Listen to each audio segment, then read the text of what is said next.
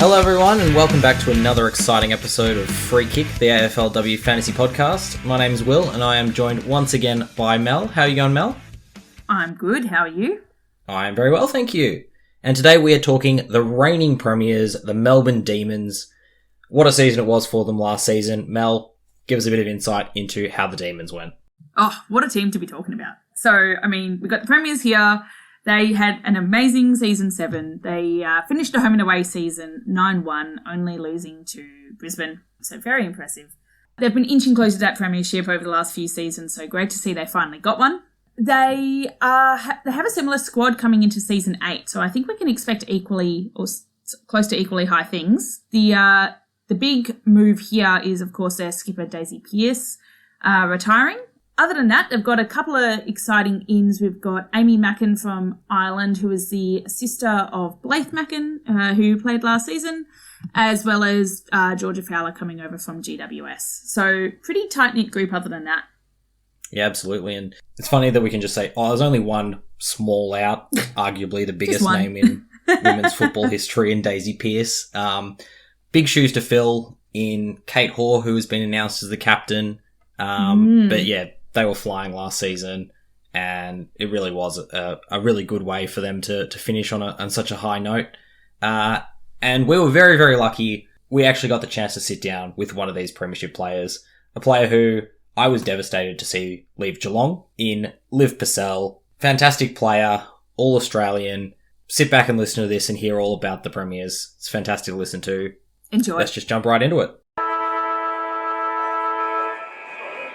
Hello, everyone, and welcome back. Today, we are very, very privileged to have a superstar Premiership player from the Melbourne Demons. It is Liv Purcell. Liv, how are you going? Good, thanks, Will. Thanks for having me. I'm keen to have a chat and get into it.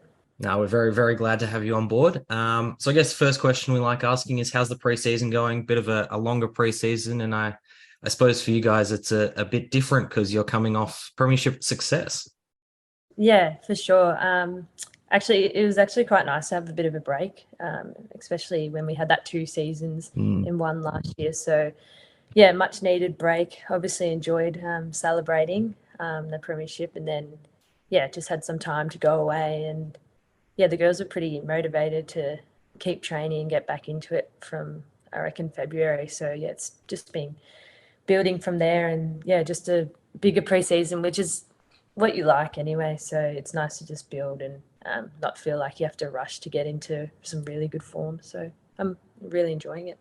Yeah, that's great. And obviously you must be thrilled with winning the flag, but has that really affected the lead up into this season? Has there been a different vibe knowing that you're coming in, I suppose, as the hunted, not the hunter?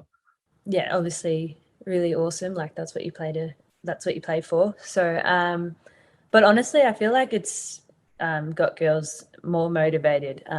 Yeah, especially the girls that missed out through injury and stuff. They've been the ones that have been pushing this year's preseason and standards. But I think it just makes the girls more excited, just being like, well, see it as an opportunity just to keep raising the bar and get better. So, yeah, I would say it's more viewed that way.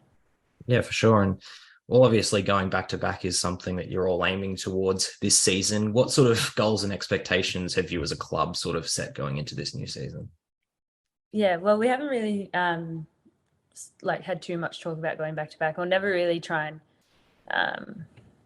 have those sort of conversations. It's more just in that phase of like how, yourself as a player can be better than you were last year. Like what areas of your game did you need to improve on to be better for this year? It's more that focus like on the individual, what you need to do better, and then as a team aspect, like what we were lacking in our games, like how can we make our offense, our defense, all that sort of stuff better. So it's never really like that outcome goal. It's more like that, the process of like individually and as a team where we need to get, I don't know, probably like 5% better at least.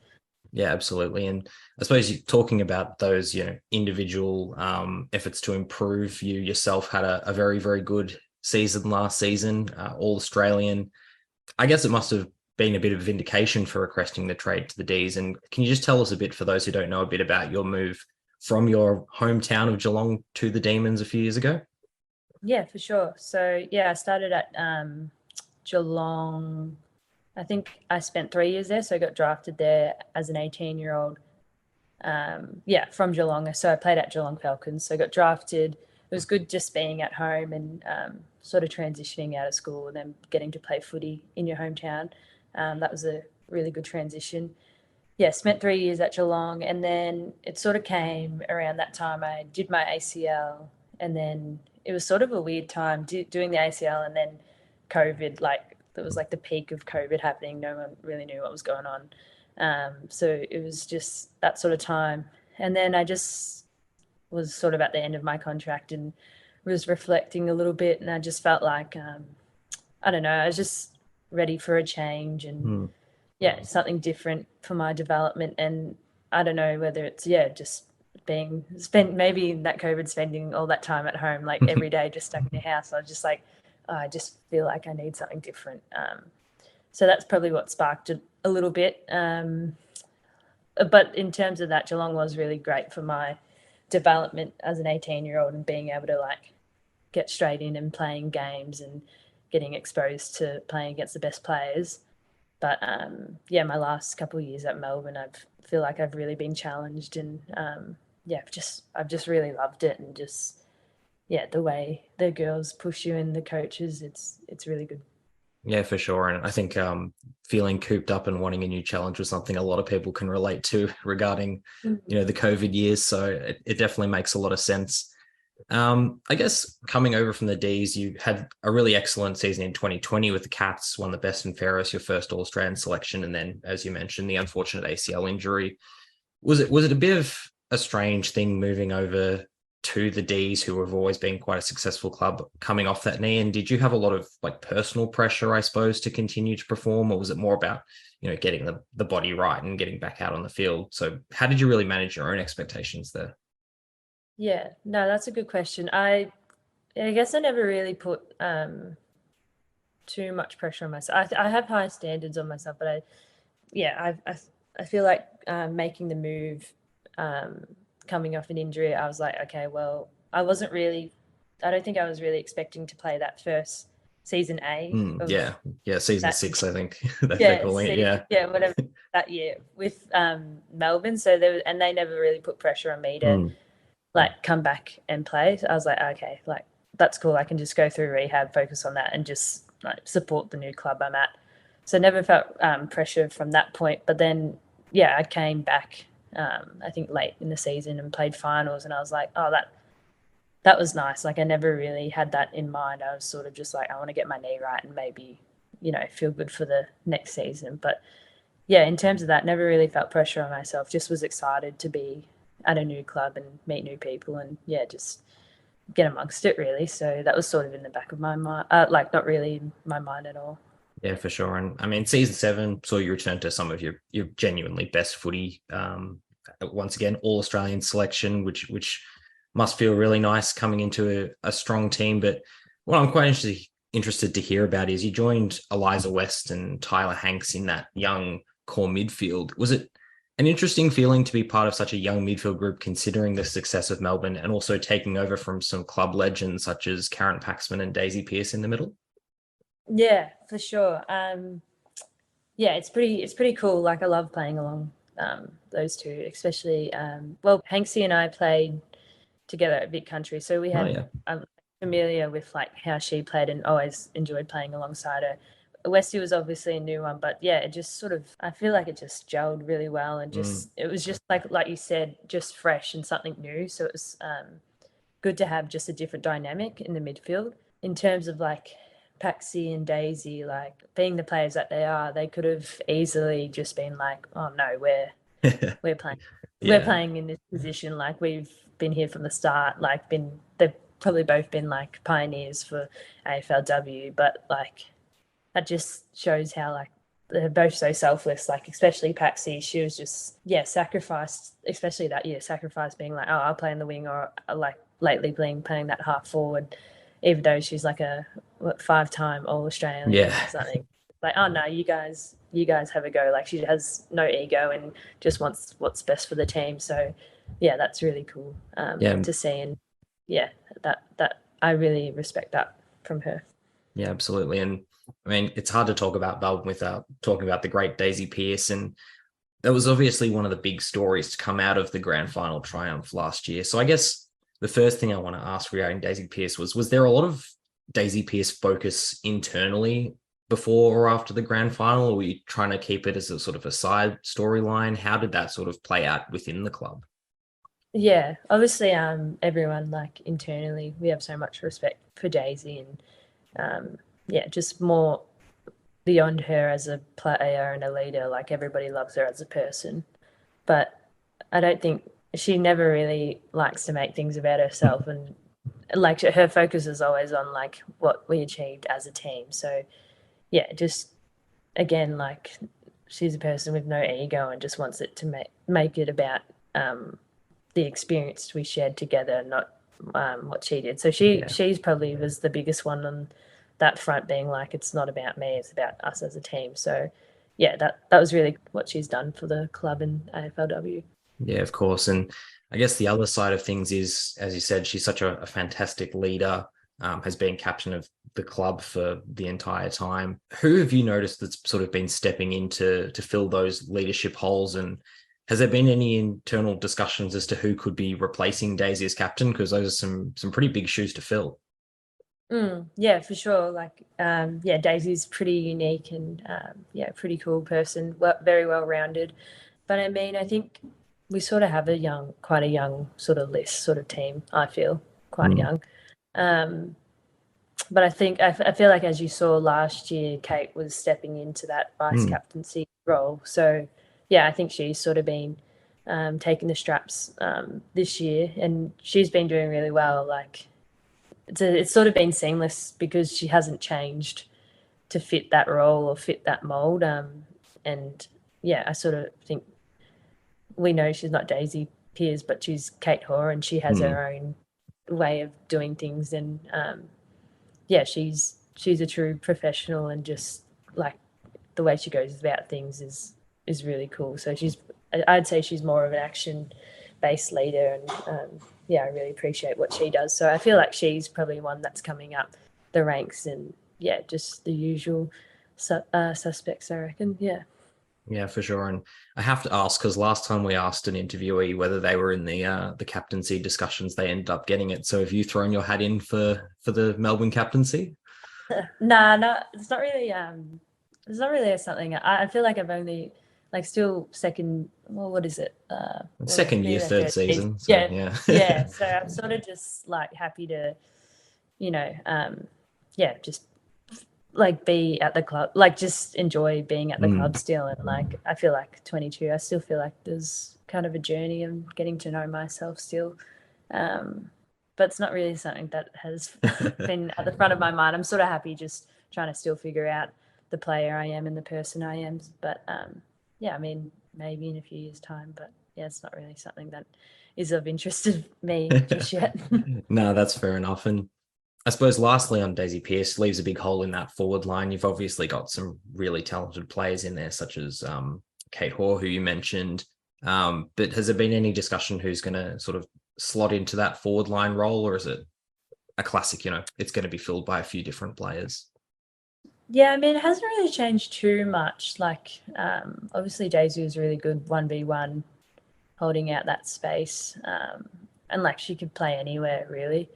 But I mean, it hasn't affected us too much. Look, I don't really know who will play her role, but I feel like we have a lot of great forwards, like especially our young ones like Benno and Fitzy are having a really good pre-season, and I feel like they're gonna be strong for us in the forward line this year. But yeah, I think as long as we have a mix of our key forwards and small forwards, I think we should be fine in that area. And I guess that's one of the benefits of being a premiership list is you usually get there on the back of strong squad depth and having some pretty good players. So it probably makes a lot of sense that anyone can really fill that role. Yeah, it's definitely important. Yeah, because you can sort of notice, if someone's missing. But I feel like we've been doing pretty well this preseason, I haven't really noticed anything as I'm kicking into the forward line or something. I feel like they do pretty good. For sure.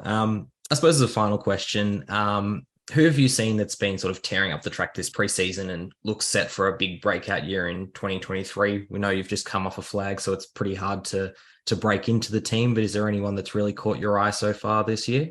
Oh, that's a good one. I feel like, yeah, it just always feels like all the girls really push high standards, which is great. But it'll be really good to have players like obviously Lizzie back and Gabby Colvin and like Ree Watt, those sort of girls pushing to try and get a spot back in the team as well. That would be really good to see them, like obviously missing out on a premiership. You'd hope, yeah, their drive and their hunger is so good and helping us as a team. But yeah, as I mentioned before, like Fitzy as a small forward, I think she's always really training really well and setting high standards. And down the back, you've got like Maeve Chaplin and Talia Gillard just taking their game to another level as I think just maturing in their body and like what it takes to be professional. So yeah, I'm excited for all those like younger ones. I think the year older you get, the more just exposure and professional you get. So it will be good for those ones. I think they will be doing well. But yeah, as a unit, I feel like everyone's sort of standing out. Yeah. So well, I guess we don't really know till we start playing, but everyone's looking pretty consistent. But the young ones, I'm pretty excited for. Yeah, absolutely. And I guess that's a bit of a warning to the rest of the competition that apparently Melbourne's flying and looking like they're going to just keep improving. So can't really do much better than that. Yeah, no complaints. I'm enjoying it. It's good fun, but you get to that time where you're sort of like, all right, I'm ready to start playing soon. Yeah, absolutely. Yeah. Well, thank you so much for giving us some insight into the reigning premiers, and good luck for the season ahead. Oh, thanks so much, Will. Appreciate it. No worries. Well, there you go. Fantastic to talk to an absolute superstar of the game. A player who, for me, she's won a premiership, 2 All-Australians, somehow still manages to fly a bit under the radar. But yeah, fantastic to talk to. And she's going to be a fantasy option for a lot of players because she is the highest average scoring mid for Melbourne. Yeah, she is. And she's got the pedigree. And last season was her first one coming off a fairly major knee injury and still came back looking like the absolute superstar we know she is. So definitely one to consider. But we're not talking about Liv Purcell just yet, because we have, Mel, your next 5-1, top 5, 1, 2, 3, 4, 5s, whatever we call them. Give us your number 1. Okay, number 1, we got Paxi. Has to be Paxi. I can see Paxi is already very highly owned in the games, which is exciting. Lots of other people are also frothing Paxi. So I think the summary of the first couple I'm going to give here is that Melbourne is really exciting because of the positions that some of these players are listed at when we compare to last season or between the two games. But I'm mostly coming at this from last season. So Karen Paxman, when I was playing Moreira's Magic game last season, wasn't one I gave a whole lot of consideration to having in my team because she was listed as a midfielder. She was in the top 20-ish or so midfielders at the end of season 7, but you've got 18 other elites that you're probably going to pick instead. However, when we come into season 8, she is listed as a forward. She is the highest averaging forward for Melbourne, and she is the second highest averaging forward in the game as a whole, in the official game here, only coming behind Randall. So you've got here someone that has great potential, great scoring, great consistency. She knows a lot about the footy. She knows a lot about footy. She knows a lot about the footy as well, I'm sure. So I'm seeing here awesome fantasy value so that you can have Chocker's F1. Yeah, I think she's one of the few players that's been All-Australian. She's been All-Australian 6 times, so she clearly knows how to play the game, knows how to get the ball, and it's super exciting that she is listed as a forward because, as you say, Mel, 75 averaging midfielder, not that interesting. 75 averaging forward, that's super interesting. Now we're talking. And we know that she will be pretty much always around the ball, which is fantastic. I guess the only thing for me, and I'm going to put on my Liam hat here, is that she is getting further and further into her career, definitely in the twilight of her career now. 75 was quite clearly her lowest average in quite a while. So there is a bit of a concern, I suppose, that she's starting to trend downwards, but I think that you're still likely to get an average somewhere between 65 and 70, which is going to put her in the top handful of forwards regardless. So I don't think it's a particularly risky pick, even with that caveat.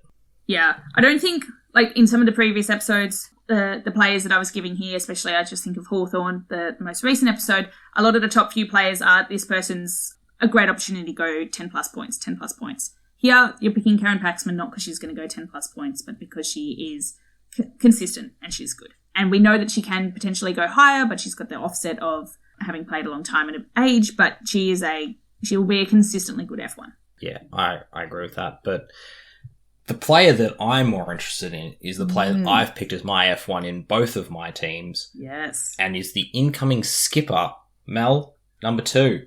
It's got to be Kate Hore. Definitely a soft spot for Kate Hore. She was my F1 for a long time last season as a good differentiator as well.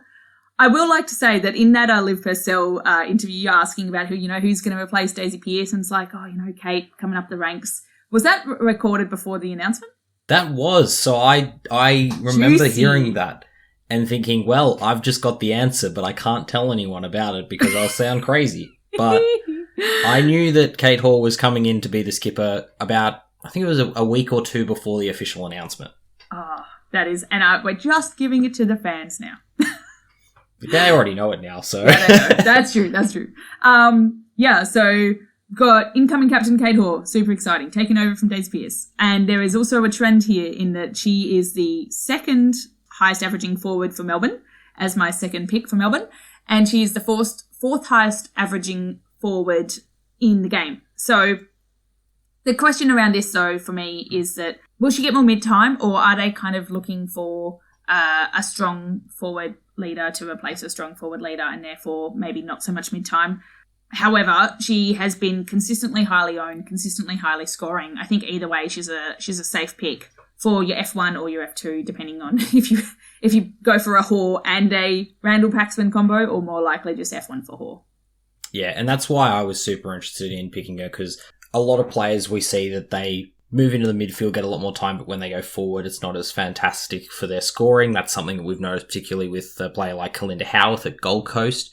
But for Kate Hore, she kicks goals and scores well wherever she's playing, which makes her a really safe pick for mine. I'm hoping that with the captaincy, it means that she grows as a player, continues to score well, and maybe does boost that average. But I think you can pretty comfortably bank another 70-ish average from Kate Hore. I think she will improve, but even if she doesn't, I think you're picking her because you know she'll be a good scorer. And while we're here, just given that my first two have been the number 1 forward for Melbourne and the number 2 forward for Melbourne, be priced at 75 and 71.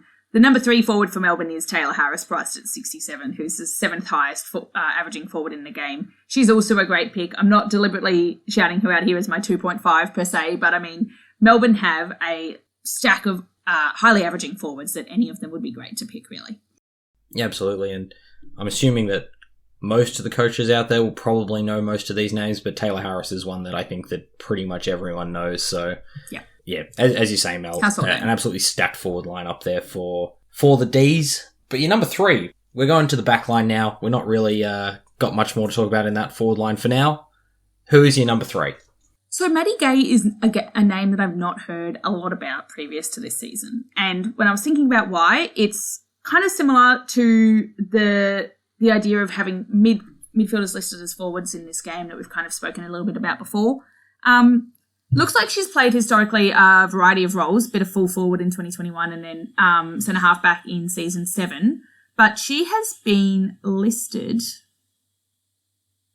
That's right. She was listed, I believe, as a midfielder previously in the old Moreira's Magic season. So amongst all of the other midfielders, she wasn't a name I was paying close attention to. Now, though, she's listed as a defender, which is great and probably a more accurate reflection of her most recent roles.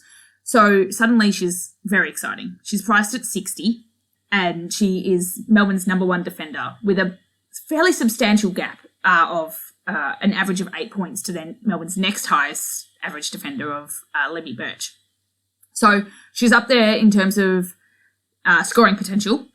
Yeah, so we've got Melbourne, not only do they have 3 of the top 7 listed forwards, but they've also got the 3rd highest averaging defender in their team. You've just got so much awesome stuff to pick from here.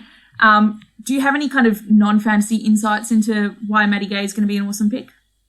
Yeah, I do. And one of the things about Maddie Gay is she was initially a midfielder, which is why she was listed in the midfield last season. Played as a midfielder in her first season at Carlton. Played a fair bit through the midfield for the Dees in some of the earlier seasons. And with the development of some of their younger midfielders, Purcell, who we've talked a bit about, Eliza West as well, Tyler Hanks, they've been moving a lot of those more experienced players into other areas of the field. And it's one of the reasons they've been such a successful side is because they've got experience and midfield now, I suppose, across the field. We've talked about Paxman, who's basically been one of the best midfielders for years, who's playing across half forward.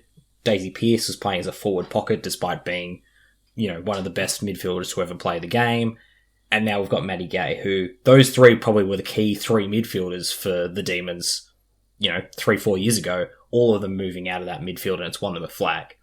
So that's one of the reasons I'm super interested in Maddie Gay, and she's one of the most highly owned defenders in the game for a reason, is because she knows how to get the ball, she's got a calm head in that back line. We don't like making comparisons to the men's here, but for those of you who have played in the men's, it's like picking a player such as, and this is a bit of a throwback, is someone like a Matthew Boyd, where a very, very strong midfield player late in their career has moved into the back line and become a really interesting backline player, and that's exactly what Maddie Gay has done. I think one of the other reasons why she's such an interesting pick is I think she is actually a bit underpriced. Because if you look at the way she was scoring towards the end of last year, she was scoring very consistently between sort of 50 and 60. That average of 60 could very easily be a sort of 65, 70, particularly if Melbourne aren't flying as well as they are, because we saw in some of the games where she didn't score as well, such as the West Coast game, the ball just wasn't down there, so she didn't have anything to do. Yeah. So with Maddie Gay, we almost want teams to catch up to Melbourne, so she will score a bit better, but the fact that she is a former midfielder means she'll always know how to get the ball. Pretty much an easy pick that she's going to do reasonably well. Yeah, so you either got a consistent scorer for your back line that you kind of know what you're getting into, or if Melbourne do kind of slow down a little bit, you've got the potential for a plus 10-pointer this season, an exciting opportunity growth. So either way, works well. Yeah, for sure. So your number 4 is a player who I think a lot of people probably have forgotten a bit about, to be honest. And it's quite unfortunate because she has fallen out of sort of the collective AFLW minds a bit because of a very, very unfortunate injury. Mel, can you fill us in a bit on your number 4 pick? Yes. So I actually believe I read some of your notes, or Liam's notes, that kind of re-sparked this idea. Thank you, Will. That was your notes that gave this idea back to me. Eliza McNamara. So she missed season 7 after horrible back injury that she had, I think, about July this time last year, which knocked her out from gymnastics. But she's coming back now for season 8. And so if we look at her season 7, she scored pretty consistently in the 60s. Oh, sorry, her season 6. She scored pretty consistently in the 60s, in a band between 45 and 75. So that's a pretty good consistent range there, and nice and high. However, she's coming in priced 41, which is pretty much outside of her consistency band. So you're pretty much guaranteed, if she goes back with the fitness and athleticism that she had pre-injury, that she's going to be raising that average in the first couple of weeks. Liv Purcell also mentioned when she was going through, she didn't give a very straight answer for her player to watch, but she named a few, and especially the vibe of how the ones that missed out on this premiership are coming back with drive, and they're hungry and they want to get it again and they want their time. So I'm expecting here we've got Eliza McNamara coming back, feeling great after injury and ready to be in another fantastic Melbourne side. So hoping that there's good upside in these points. Yeah, absolutely. And as you said, we know that she can score 60 plus scores. I think this one, not necessarily from a fantasy sense, but just from an interest sense, is one where it's like, where does her return factor into Melbourne as a whole? Does it mean that a player like Tyler Hanks gets pushed out of the midfield? Does she start as a forward? It's going to be quite interesting, and this is definitely a pre-season watch, how she slots into that team, because coming off a premiership, it makes sense that team's going to be pretty hard to break into. especially a team that has such a strong core of midfielders, as we've talked quite a bit about. Not only do you have those main ones, but you've got players playing on different lines who can also slot through there. Yeah. So that's going to be a really interesting one. And if she, basically, if she gets back on the park, that's fantastic news. Not from a fantasy point of view, but just because of the terrible spinal injury that she did suffer. So we wish her all the best this season and hope that she can come back to play some really good football. But we know she can score fantasy-wise.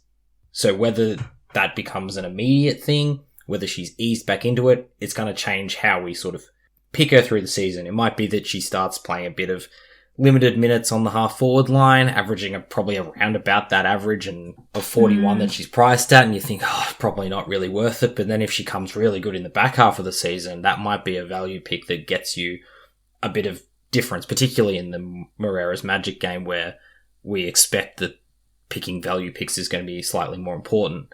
She might be a real stepping stone player where you can make a few quick 100k, or if you're in one game, or a quick couple of tens of thousands in the other. Make a quick buck, trade her up to another player. Fantastic. So, yeah, all the best for Eliza, regardless of what happens in terms of fantasy. Yeah. It's an interesting problem to have at Melbourne, like you said, because you've got this really great team. You've got these players coming back in, new players. They've got a couple of recruits coming through. How do they fit in? And especially when you've got midfielders everywhere, if you've got a player that's just slotting into the midfield, are they going to be rotating between the mid and the bench? Mid in a different position they're not as good at. So that is, I guess, a flag. A little. Should we put a flag on it? Or? You definitely put a flag on it, Mel. If you're going to put a flag on it, I expect a country here. Okay, it's going to be a Bangladeshi, I'd say. One of my favourite go-tos. Lots of green, a little bit of red in the middle, which is just around time on ground. For sure. And now we're going to move to our final player in your top 5. You've gone with a rookie and someone who we've had a chat about a long, long time ago, actually. Number 5. Yes, so this is a little flashback to the interview that we had with Mike Karan, who was talking through the Irish girls we've got coming over and the excitement around Amy Mackin coming in as a forward recruit, so rookie priced, over from Ireland, and she'll be joining her sister Blythe in the Dees. I think this is a really exciting player, firstly because she sounds like she's full of energy, ready to go, heaps of skill. She's going to slot right in, playing with her sister to hopefully have some link-up footy there, which is making me think lots of great scoring potential. There are a lot of really good basement price forwards that we can be picking from. I mean, we've got even a couple of other interviewees in that bucket, but I reckon that this is a good one to watch for some RevGen opportunities if you are thinking about RevGen in either game, but particularly in Moreira's Magic. Yeah, and also just, I think it does fall in the bucket of like, let's watch and see how this goes because of the flags we just raised around a tight-knit group, new players coming in. How does that slot through when they do have so many high potential forwards or people that can also kick goals and go through that forward line? But Amy Mackin. Yeah, I think one of the things about a player like Amy Mackin, we've talked a bit about this in some of the episodes previously for some of the teams, which is she's a player that may not play early in the season necessarily, but if she gets a game, she might be a perfect downgrade target to get you a truckload of money from someone else who's earned you a bit of money. So I think it's a pretty easy one to sit on your watch list, and when she comes in, whether that's early or late, you're probably going to be able to make some pretty easy money there. Absolutely. So over to, I would call this the Will special, but I can see that it's actually got down the Liam special. Over to the host special. What so this would normally be the Will special, but Liam was very insistent that I talk about this player, so this is the Will Liam special. And the player that we're talking about is Talia Gillard. Talia Gillard, and we're going to talk about this mainly from the side of things, which is the official game. Talia Gillard played pretty much the entirety of last season at full back for the Demons. Didn't particularly score that well, it must be said. I'm pretty sure she only averaged something like 27, sorry. I'm really underselling her. She averaged 27 last season as a fullback. And we were all absolutely perplexed when the positions came out for the official game that had her listed as a ruck. Yeah. And Liam talked to this a little bit in our last episode, or in our episode where we talked a bit about the difference between the two games, which is her VFL games were factored into that. And we're not quite sure why one game in the ruck in the VFL has trumped an entire season of playing at fullback, but that's a question for Champion Data, not us. Regardless, in that one game that she played in the ruck for Casey beat Darebin 130-8. She was in the ruck, she had 40 plus hitouts and scored 111. Massive. Which is a massive game. Maybe she's just very good at being in the ruck. Apparently New so. Position. And this is what Liam's super excited about, is that if she does somehow find herself back in the ruck, whether it's because Lauren Pearce is slowing down, injured, something like that, Eden Zanker playing up forward more, if she finds herself in the ruck, we know she knows how to do it. And this is probably a more important thing for your Moreira's Magic game, where she is listed as a defender. If she does actually play in the ruck, there's some sort of upside. Now, my comment was, I'm not sure how much we can really take from a game where they did end up scoring a win by 122 points. I think that's probably one of those games where you got to take the results with a bit of a grain of salt. The whole thing feels like an anomaly. Yeah, it does feel a bit like an anomaly.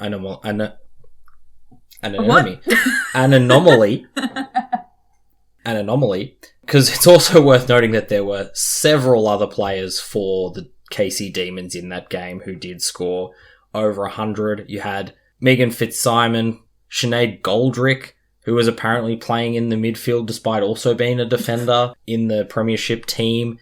Eliza West, who we know loves to absolutely dominate at VFL level. It was just... It was wild, to be honest, that game. And look, if she plays as a ruck, maybe you've got yourself a value pick there. It is really the specialist of specials here from... Yeah, this is a unique... If you see this player play in this specific position or get listed in this specific position, jump on him. Yep. Super speculative. If she just returns to playing fullback, fantastic for the Dees, because it's part of the reason why they ended up winning the flag, was such a strong, committed defence.